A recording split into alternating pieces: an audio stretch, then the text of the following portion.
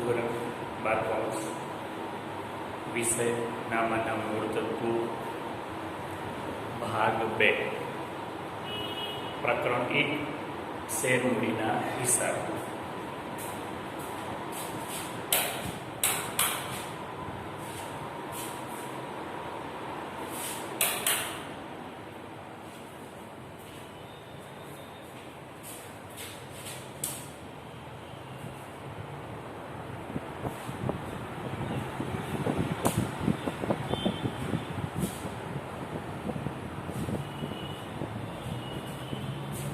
અગાઉ આપણે ભાગ 1 પૂરો કર્યો. હવે જોઈએ છે આપણે ભાગ 2. એમાં પહેલું પ્રકરણ છે શેર મૂડીના હિસાબ.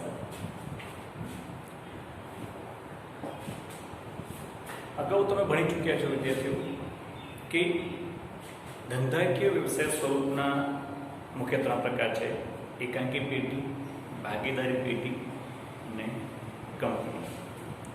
તો જ્યારે કેટલીક મર્યાદાઓને આધારે એકાંકી પેઢી કે વૈયક્તિક પેઢી અને ભાગીદારી પેઢીની મર્યાદાઓ દૂર કરવા માટે થઈને કંપની સ્વરૂપનું વ્યવસાય સ્વરૂપ અસ્તિત્વમાં આવ્યું છે, જ્યાં ખાસ કરીને મૂડીની મર્યાદા. તો મૂડીની મર્યાદા દૂર કરવા માટે વ્યવસાયિક સ્વરૂપમાં કંપની સ્વરૂપ એ અસ્તિત્વમાં આવ્યું છે. અહીંયા આગળ ભારતીય ભાગીદારો ધારો, ભારતીય કંપની ધારો 1956નો હતો શરૂઆતમાં. ત્યારબાદ તેમાં થોડો સુધારા કરીને 2013 નવું કંપની ધારો અસ્તિત્વમાં લાવવામાં આવ્યો છે.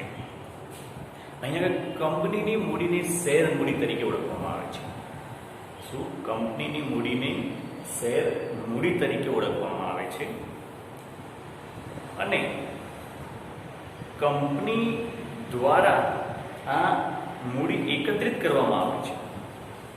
તેના લીધે તેઓ કંપનીની મૂડીને શેર મૂડી તરીકે ઓળખવામાં આવે છે. બરોબર? અને આ જે મૂડી એકત્રિત થાય છે, એ કંપનીની આ શેર મૂડી એકત્રિત થાય છે, એને નાના નાના ભાગોમાં વિભાજિત કરવામાં આવે છે અને એમાંનો નાનો એક ભાગ એટલે શેર. શું? કંપનીની મૂડી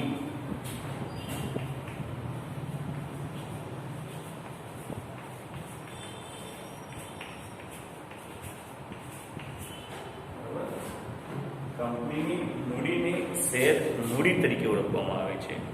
યાદ રાખજો વિદ્યાર્થીઓ. અને અહીંયા આગળ શું?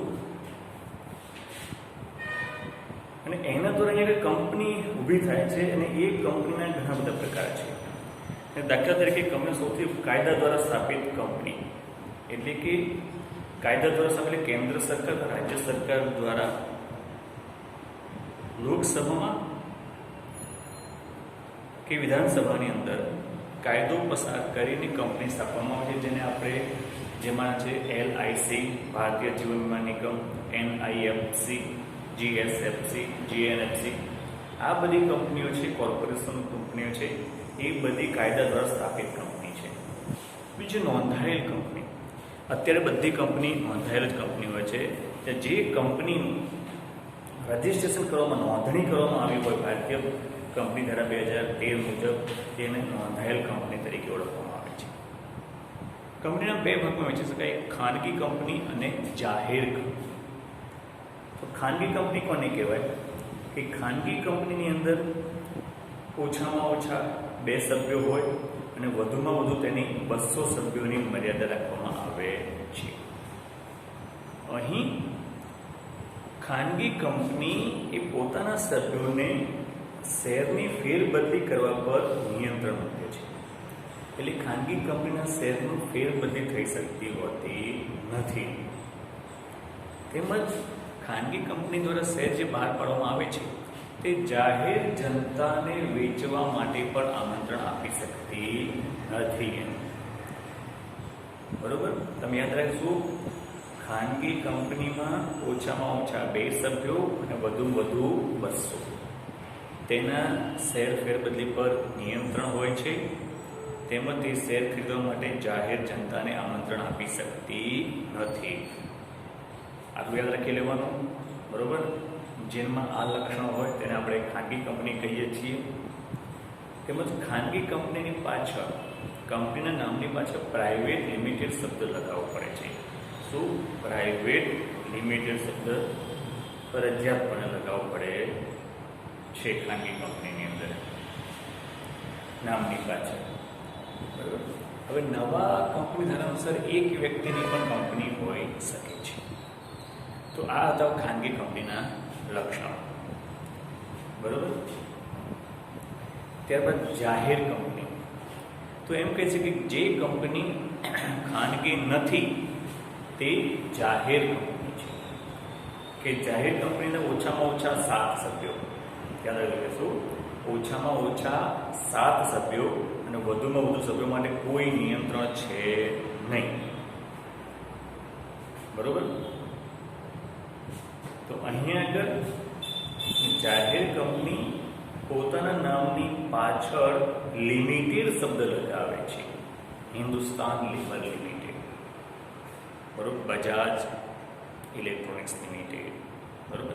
એટલે તેવી કંપનીઓ જાહેર કંપની કહેવાય છે. જાહેર કંપની છે એ પોતાના શેર ખરીદવા માટે જાહેર જનતાને આમંત્રણ આપી શકે છે.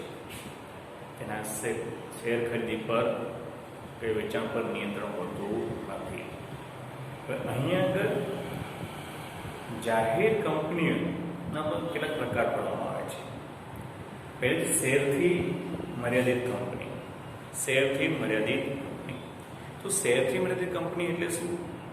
કે અહીં આગળ વ્યક્તિએ જેટલા શેર ખરીદ્યા હોય તેટલી જ તેની જવાબદારી હોય.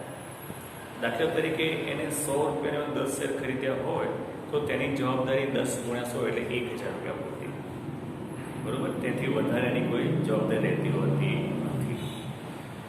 તો અહીંયા આગળ આને શેરથી મર્યાદિત કંપની કહીએ છીએ આપણે. ત્યારબાદ બાંયધરીથી મર્યાદિત કંપની. તો બાંયધરીથી મર્યાદિત કંપનીની અંદર કંપનીના વિસર્જન સમયે એણે આપેલી બાંયધરી, એણે વિસર્જન વખતે સભ્યોએ આપેલી બાંયધરીથી તેની મર્યાદા બને છે. એને જેટલી બાંયધરી આપી હોય તે આ કંપનીઓની અંદર નહીં, પરંતુ આવી કંપનીઓમાં ક્યાં બને છે કે જ્યાં કોઈ સાંસ્કૃતિક ક્લબ, કળા, વિજ્ઞાન, સામાજિક કલ્યાણ, રમતગમત આવી વિવિધ પ્રવૃત્તિઓ માટે જે કંપની ઊભી કરવામાં આવી હોય, બરાબર. ધારો કે BCCI.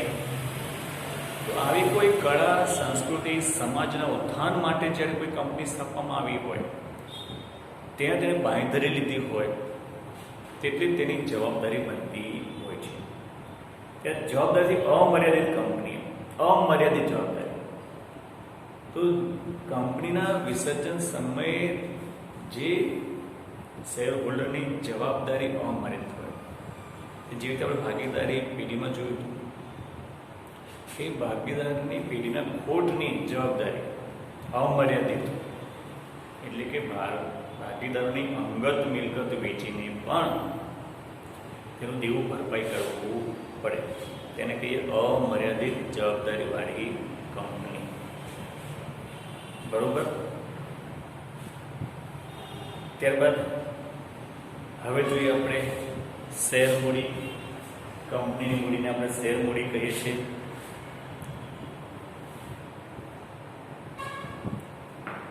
શેર કોને કહેવાય? મેં તમને કીધું, બરોબર. શેર બરાબર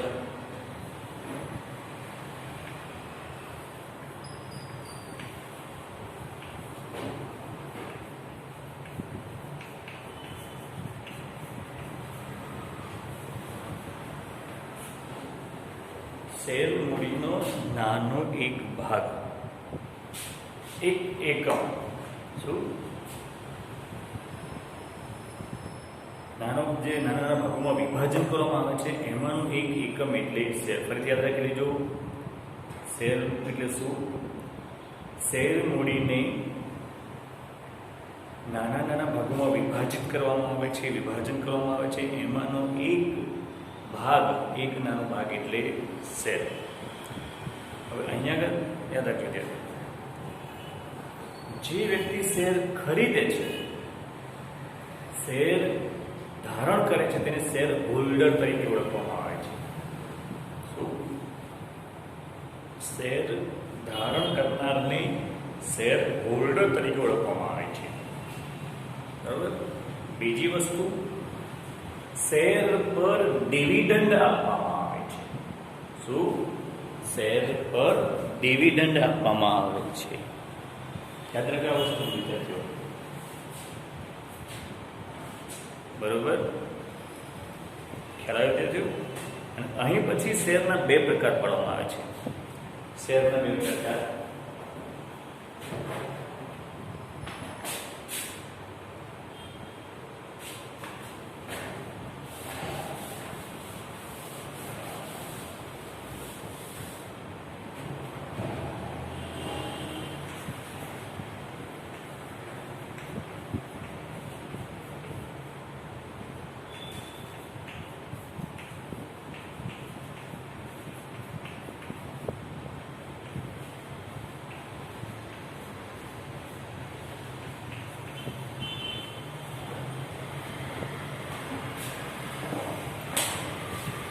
શેરના બે પ્રકાર છે. એક પ્રેફરન્સ શેર અને બીજો છે ઇક્વિટી શેર. તો પહેલાં આપણે પ્રેફરન્સ શેર વિશે જોઈએ. આપણે બરાબર, પ્રેફરન્સ શેર એટલે શું, એટલે એ જોઈએ આપણે. યાદ રાખજો વિદ્યાર્થીઓ. બરાબર, પ્રેફરન્સ શેર કોને કહીએ છીએ આપણે? તો અહીંયા આગળ જે શેર પર નફામાંથી સૌ પ્રથમ ડિવિડન્ડ મેળવવાનો હક હોય, એટલે કે સૌ પ્રથમ તેને ડિવિડન્ડ ચૂકવવામાં આવે છે. બરાબર.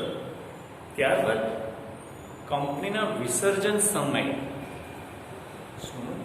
કંપનીના વિસર્જન સમયે પણ સૌ પ્રથમ જે મૂડી પ્રથમ પરત કરવામાં આવતી હોય, જે શેરહોલ્ડરને પ્રથમ મૂડી પરત કરવામાં આવે તે પ્રેફરન્સ શેર કહેવાય છે. એટલે કે ડિવિડન્ડ અને મૂડી મેળવવાનો પ્રથમ અધિકાર ધરાવતા હોય તેવા શેરહોલ્ડરને પ્રેફરન્સ શેર તરીકે ઓળખવામાં આવે છે. બરોબર. તો પ્રેફરન્સ શેરના પ્રકાર જોઈએ આપણે.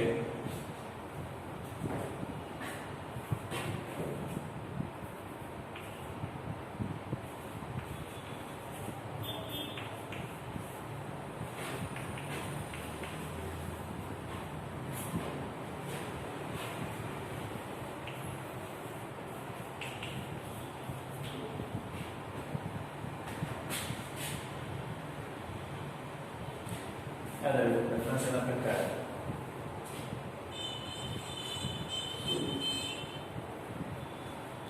પ્રેફરન્સના પ્રકારો જોઈએ આપણે. Cumulative preference share, non cumulative preference share. બરોબર. પ્રેફરન્સ એટલે શું? ક્યાં ખબર પડી ગઈ વિદ્યાર્થીઓ? પ્રેફરન્સ કોને કહીએ છીએ આપણે? જે શેર પર ડિવિડન્ડ અને મૂડી પરત મેળવવાનો પ્રથમ અધિકાર હોય તેવા શેરને આપણે પ્રેફરન્સ શેર તરીકે ઓળખીએ છીએ. બરોબર. ત્યારબાદ હવે જોઈએ આપણે પ્રેફરન્સ શેરના પ્રકાર. પ્રેફરન્સ શેરનો પહેલો પ્રકાર છે cumulative preference share, non cumulative preference share. Cumulative preference share કે નફામાંથી જો આ વર્ષે નફો ન થાય તો ડિવિડન્ડ ન ચૂકવી શકાય. શું? અને આવતા વર્ષે નફો થાય તો આ વર્ષનું ડિવિડન્ડ અને તે વર્ષનું ડિવિડન્ડ,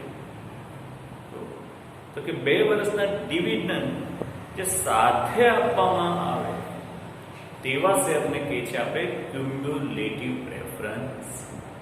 ખ્યાલ આવી જાય તો ફરીથી કે વર્ષ 2018-19 એમાં નફો થયો નહીં, પરંતુ 2019-20 એમાં નફો થયો.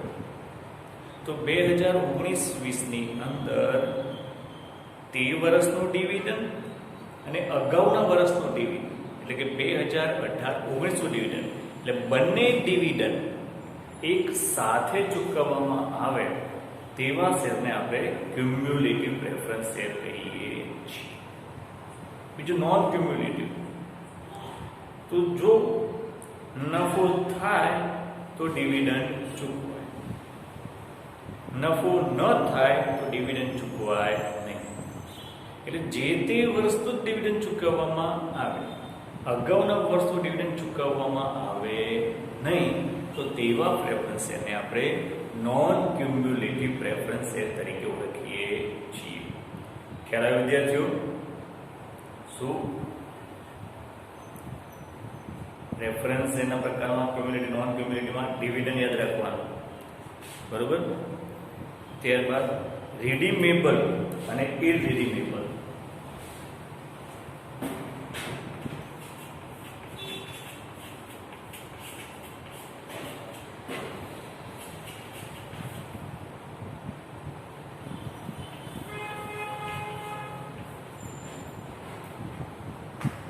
ખ્યાલ ગયો છે ક્યુમ્યુલેટિવ, નોન ક્યુમ્યુલેટિવ ની અંદર, બરોબર? ખબર પડે કે ક્યુમ્યુલેટિવ, નોન ક્યુમ્યુલેટિવ ની અંદર. જો હવે જોઈએ રિડીમેબલ અને irredeemable preference share. Redeemable preference share, બરોબર? તો જે શેર ની રકમ અમુક નક્કી કરેલ સમય બાદ અથવા યોગ્ય નોટિસ આપ્યા બાદ, એનો સમયગાળો નક્કી કર્યો 3 મહિના, 6 મહિના, 12 મહિના, એ સમયગાળા બાદ અથવા તો નોટિસ આપ્યા બાદ જે શેરની રકમ પરત કરવામાં આવે, શું એને જેટલા શેર ખરીદી હોય એમાંથી નક્કી કરેલ રકમ અથવા તો અમુક સમયગાળા બાદ અથવા નોટિસ આપીને જે શેર પર રકમ પરત કરી દેવામાં આવે તો તેને આપણે કહીએ છીએ રિડીમેબલ પ્રેફરન્સ. ચોક્કસ સમયગાળા બાદ જે શેરની રકમ પરત કરી દેવામાં આવતી હોય તેવા શેરને રિડીમેબલ પ્રેફરન્સ શેર તરીકે ઓળખવામાં આવે છે, બરોબર? ઇરરિડીમેબલ પ્રેફરન્સ શેર, ઇરરિડીમેબલ, બરોબર? ઇરરિડીમેબલ પ્રેફરન્સ શેર એટલે શું? કે જેમાં ચોક્કસ સમયે રકમ પરત કરવામાં આવતી નથી, પરંતુ જ્યારે કંપનીનું વિસર્જન થાય ત્યારે જ તે શેરની રકમ પરત કરવામાં આવે તેને કહીએ આપણે ઇરરિડીમેબલ પ્રેફરન્સ શેર, બરોબર? તો તમારે અહીંયા યાદ રાખવાનું ક્યુમ્યુલેટિવમાં ડિવિડન્ડ, અહીંયા આગળ પરત, બરોબર? તો ક્યુમ્યુલેટિવ, નોન ક્યુમ્યુલેટિવમાં ડિવિડન્ડ યાદ રાખવાનું અને રિડીમેબલમાં પરત કરવાની શરત યાદ રાખવાની. બે વસ્તુ જુદો વિદ્યાર્થીઓ.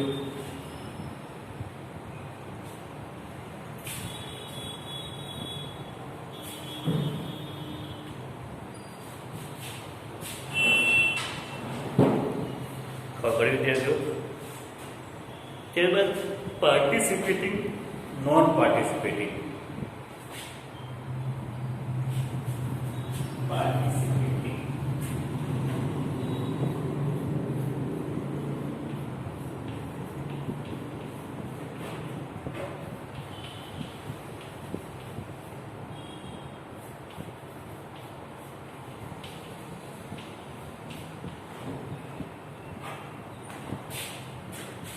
દૂધરા ઘટાશે પણ યાદ રાખજો. પાર્ટિસિપેટિંગ પ્રેફરન્સ શેર અને નોન પાર્ટિસિપેટિંગ પ્રેફરન્સ શેર, બરાબર? હવે અહીંયા જોઈએ તો અહીંયા આગળ એવા પ્રેફરન્સ શેર કે જે શેર ઉપર એક વખત ડિવિડન્ડ ચૂકવાઈ જાય, બરાબર? એક વખત ડિવિડન્ડ ચૂકવે, પહેલા રાઉન્ડ ડિવિડન્ડ ચૂકવી દો બધા શેર હોલ્ડર, 21 શેર હોલ્ડર બધાને ચૂકવી નક્કી કરે છે. પછી છતાં પણ નફો વધે તો બીજી વખત ડિવિડન્ડ ચૂકવવામાં આવે, એક જ વર્ષમાં શું એક જ વર્ષમાં નક્કી કરેલા દરે તો ડિવિડન્ડ ચૂકવવું જ, પરંતુ હજી નફો વધ્યો હોય આપણી પાસે, શું આપણી પાસે નફો વધ્યો હોય તો બીજી વખત પણ ડિવિડન્ડ ચૂકવવામાં આવે. એટલે કે જે શેર હોલ્ડરને એક વર્ષમાં 2 વખત ડિવિડન્ડ એટલે કે વધારાનું ડિવિડન્ડ મેળવવાનો પણ હક હોય તેવા શેરને આપણે પાર્ટિસિપેટિંગ પ્રેફરન્સ શેર તરીકે ઓળખવામાં આવે છે. ખ્યાલ આવ્યો વિદ્યાર્થીઓ? એટલે કે જે શેર હોલ્ડરને વધારાનું ડિવિડન્ડ મેળવવાનો હક હોય તેને આપણે પાર્ટિસિપેટિંગ પ્રેફરન્સ શેર કહીએ છીએ. બીજું નોન પાર્ટિસિપેટિંગ તો અહીંયા આગળ આવા શેર હોલ્ડરને એક જ વખત ડિવિડન્ડ આપવામાં આવે. શું? તો નફો વધે છતાં પણ બીજી વખત ડિવિડન્ડ આપવામાં આવે નહીં, તો તેવા શેર હોલ્ડર શું કહીશું આપણે? Non participating preference share. તો અહીંયા પાર્ટિસિપેટિંગ પ્રેફરન્સ શેર ઉપર તમારે વધારાનું ડિવિડન્ડ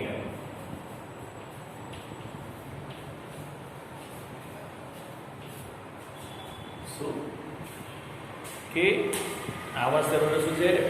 ડિવિડન્ડ વધારાનું ડિવિડન્ડ 2 વખત ડિવિડન્ડ મેળવવાનો હક હોય તેને આપણે પાર્ટિસિપેટિંગ પ્રેફરન્સ શેર કહીએ, અને જેને આવો હક મળતો નથી તેને આપણે નોન પાર્ટિસિપેટિંગ પ્રેફરન્સ શેર કહીએ છીએ.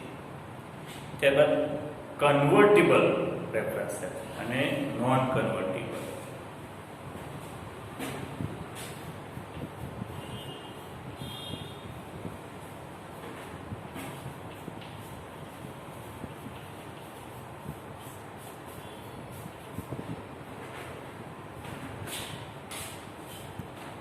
કન્વર્ટિબલ પ્રેફરન્સ શેર અને non convertible preference share. Convertible preference share તો કે અહીંયા જ્યારે શેર બહાર પાડે તે વખતે અમુક શરતો નક્કી કરવામાં આવે કે અમુક ચોક્કસ મુદતને અંતે, શું એટલે કે ચોક્કસ મુદત પૂરી થાય, નક્કી કર્યું 12 મહિના, 1 વર્ષ, 2 વર્ષ, 3 વર્ષ કે ચોક્કસ સમયગાળો પૂરો થાય તો એવા શેરને પ્રેફરન્સ શેરમાંથી ઇક્વિટી શેરમાં રૂપાંતર કરી દેવામાં આવે. શું?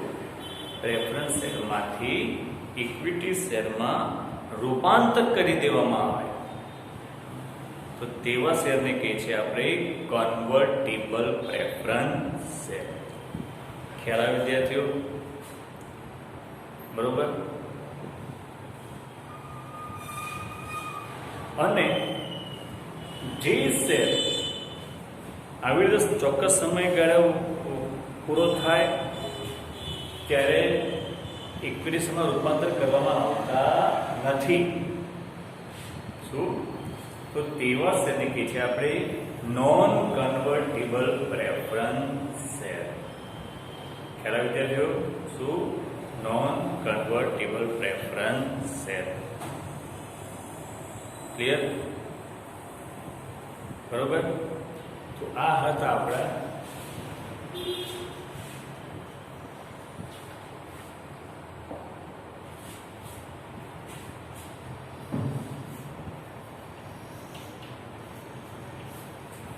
કન્વર્ટિબલમાં તમે શું રાખવાનું? રૂપાંતર એટલે કે ફેરવી દેવાનો, ફેરબદલ કરવામાં આવે તેવા શેરને આપણે કન્વર્ટિબલ પ્રેફરન્સ શેર કહીએ છીએ.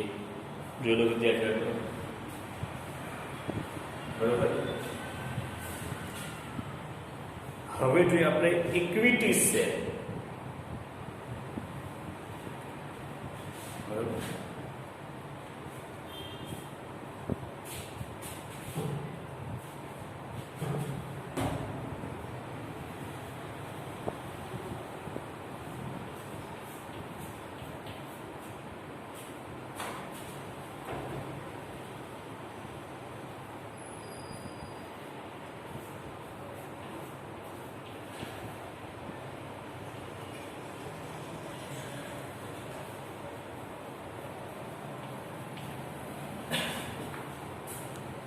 ઇક્વિટી શેર એટલે ઇક્વિટી શેરને ઓર્ડિનરી શેર તરીકે ઓળખવામાં આવે છે. તો ઇક્વિટી શેરની અંદર ડિવિડન્ડ, પ્રેફરન્સ શેરને ડિવિડન્ડ ચૂકવાઈ ગયા બાદ ડિવિડન્ડ આપવામાં આવે તેવા શેરને આપણે ઇક્વિટી શેર કહીએ છીએ. તેમજ વિસર્જન વખતે પણ પ્રેફરન્સ શેરને રકમ ચૂકવાઈ ગયા બાદ પરત કરવામાં આવે